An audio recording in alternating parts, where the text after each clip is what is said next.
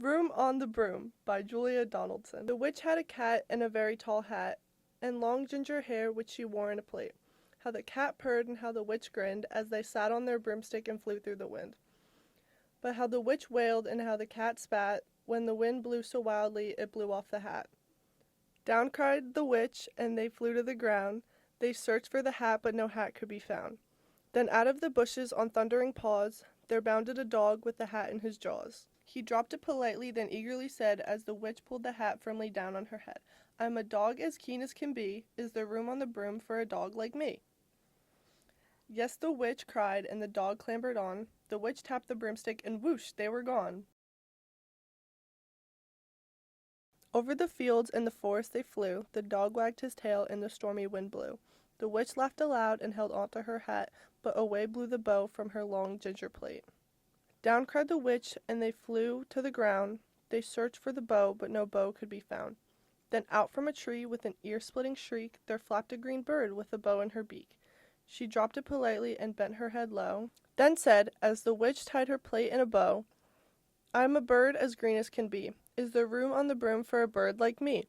"Yes," cried the witch, so the bird fluttered on. The witch tapped the broomstick, and whoosh, they were gone. Over the reeds and the rivers they flew. The birds shrieked with glee, and the stormy wind blew. They shot through the sky to the beck of beyond. The witch clutched her bow, but let go of her wand. Down cried the witch, and they flew to the ground. They searched for the wand, but no wand could be found.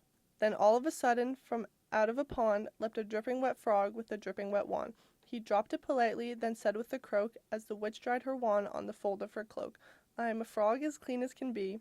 Is there room on the broom for a frog like me?" "Yes," said the witch, so the frog bounded on. The witch tapped the broomstick, and whoosh, they were gone. Over the moors and the mountains they flew. The frog jumped for joy, and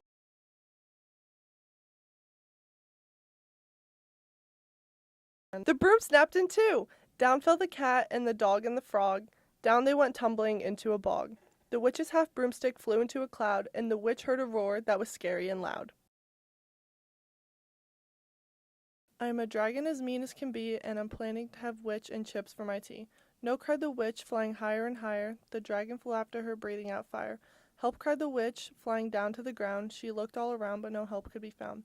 The dragon drew near, and licking his lips, said, "Maybe this once I'll have witch without chips." But just as he planned to begin on his feast, from out of a ditch rose a horrible beast. It was tall, dark, and sticky, and feathered and furred. It had 4 frightful heads. It had wings like a bird.